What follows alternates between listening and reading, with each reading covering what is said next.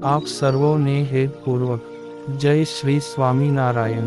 આજની સત્સંગ કથા વાર્તા નિજ મંદિર સાવરકુંડલા પવિત્ર ધનુર્માસ વિશેષ। આજની સત્સંગ કથા વાર્તામાં આપણે ચરિત્ર કથા અંતર્ગત ગામ ઝીંઝાવદરના અલૈયા ખાચરની પ્રસંગ વાર્તા સાંભળશું। એક વખત મહારાજ અલૈયા ખાચરના ગામ ઝીંઝાવદર પધાર્યા હતા। સાંજનો સમય થતાં મહારાજ સંતો તથા સર્વ ભક્તજનોને સાથે લઈ ગામને ગોંદરે આવેલા તળાવે આવ્યા। સંતોએ મહારાજને બેસવા માટે તળાવની પાળી ઉપર ધાબળી પાથરી દીધી। તેના પર શ્રીજી મહારાજ બિરાજમાન થયા। એટલે સહુ સંતો તથા હરિભક્તો મહારાજની સામે નીચે બેઠા। સાંજનું ટાણું હતું ને સૂરજ નારાયણ આથમવાની તૈયારી કરતા હતા। એ સમયે મહારાજે સંતોને કીર્તન બોલવાની આજ્ઞા કરી। સંતોને આજ્ઞા થતાં બ્રહ્માનંદ સ્વામી તથા પ્રેમાનંદ સ્વામીએ કીર્તનોની અમૃતધારા વહાવી। થોડો સમય કીર્તન ભક્તિ ચાલી। પછી મહારાજ કહે, હવે કીર્તન રાખો, થોડી વાતો કરીએ।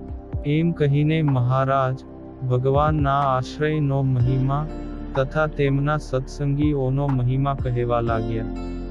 એમાં એક વાત આવી કે જે કુળમાં ભગવાનનો એક સાચો ભક્ત થાય તે કુળની 71 પેઢી ભગવાનના ધામમાં જાય અને મહાસુખને પામે। આમ વાતો ચાલતી હતી ત્યાં અલૈયા ખાચરે મહારાજને પૂછ્યું કે મહારાજ, મારા બાપ દાદાઓ ઘણા હિંસક અને વ્યસની હતા। તેઓએ આખી જિંદગી ખૂબ પાપ કર્યા હતા ને હું તમારો ભક્ત થયો અને તમે તો સાક્ષાત ભગવાન છો, તો પાપના પહાડ જેવા અમારા પૂર્વજોની સદગતિ થઈ હશે કે નહીં? ત્યારે અલૈયા ખાચરનો પ્રશ્ન સાંભળીને મહારાજે હસતા હસતા કહ્યું કે દરબાર, જે કુળમાં તમારા જેવા ભક્ત થાય તેના ડોસા તો ભગવાનના ધામમાં જ પહોંચે। અલૈયા ખાચરે થોડા સંશય સાથે પૂછ્યું, પણ મહારાજ, તેઓ ખરેખર ધામમાં જ ગયા છે એ કેમ ખબર પડે? ત્યારે શ્રીજી મહારાજ બોલ્યા, તો શું તમારે તેનું પારખું કરવું છે? તે અલૈયા ખાચરે કહે, હા મહારાજ, એવી કોઈ દિવ્યતા જણાવો તો બહુ આનંદ થાય। પછી તો મહારાજે સામે એક હરિભક્ત બેઠા હતા તેમને કહ્યું કે તમે ધામમાં જઈને જોઈ આવો કે અલૈયા ખાચરના વડવાઓ ત્યાં છે કે નહીં, અને હા, જો તેઓ ત્યાં બેઠા હોય તો કાનિક એંધાણ લેતા આવજો, નહીતર આ કાઠી દરબારો કાની માનશે નહીં। એમ કહીને મહારાજે એ ભક્તને સમાધિ કરાવીને ધામમાં મોકલ્યા। તે ધામમાં જઈ એ ભક્તે પૂછ્યું કે ઝીંઝાવદરના અલૈયા ખાચરના વડીલો અહીં આવ્યા છે કે નહીં? ત્યારે એ હરિભક્તની વાત સાંભળીને અલૈયા ખાચરના વડવાઓ ઊભા થયા અને કહ્યું કે હા હા, આ રહ્યા અમે અલૈયાના વડવાઓ। અત્યાર સુધી જમડાનો માર ખાઈ ખાઈને હાડકા ભાંગી ગયા। આ તો અમારા કુળમાં અલૈયાના પુણ્ય પ્રતાપે અમે અહીં આવ્યા છીએ, નહીતર અમારા ભાગ્યમાં આવા ભગવાનના સુખ ક્યાંથી હોય? તે પેલા ભક્ત કહે, હા, એ વાત તો સાચી, પણ તમે અહીં છો એની કાનિક નિશાની આપો તો તમારા દીકરા અલૈયાને પ્રતીતિ આવે। આવી એ ભક્તની વાત સાંભળીને એક ડોસા કહે કે હું આપીશ નિશાની।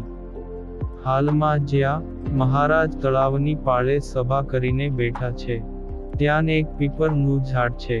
એ ઝાડના થડથી ઉગમણી તરફ 9 હાથ ભરીને જમીન ખોદજો, ત્યાં અમે 900 રૂપિયા ભરીને એક દેગડી દાટી છે, એ તમને મળશે। બસ તે વડવાઓએ નિશાની આપી એટલે એ ભક્ત સમાધિમાંથી જાગ્યા અને કહ્યું કે અલૈયા ખાચરના વડવાઓ ધામમાં ગયા છે. ત્યારે અલૈયા ખાચર કહે, પણ એની કોઈ નિશાની આપી? તે ભક્તે કહ્યું, હા, આપીને નિશાની. જો આ પીપર છે, એના થડથી ઉગમણી તરફ 9 હાથ છેટે તમારા વડવાઓ એ ધન દાટ્યું છે. તે કોષ મંગાવો એટલે ખોદીએ. પછી તો એક કોષ મંગાવીને પીપરના થડથી 9 હાથ માપી ખોદ્યું તો ત્યાંથી એક દેગડી નીકળી. એ ખોલીને જોયું તો તેમાં 900 રૂપિયા હતા. તે દેગડી લઈને અલૈયા ખાચર મહારાજ પાસે આવ્યા. ત્યારે મહારાજ હસતા હસતા કહે, અલૈયા ખાચર, તમારે તો બેવડું કામ થયું. રૂપિયા પણ મળ્યા અને વડવાઓ ધામમાં ગયાની ખાતરી પણ થઈ. ત્યારે અલૈયા ખાચરે સ્નેહથી નીતરતા નયને મહારાજના ચરણોમાં મસ્તક નમાવી બોલ્યા કે, હે કૃપા નિધાન, એ બધું આપની અપાર કરુણાનું ફળ છે. આ પાવન પ્રસંગ આજે ભક્ત ચરિત્રમાંથી સાંભળ્યો, અને હવે પછીની કથા વાર્તા આપણે આગળના ભાગમાં સાંભળશું. અત્યારે આપ સર્વોને ભાવથી જય શ્રી સ્વામિનારાયણ.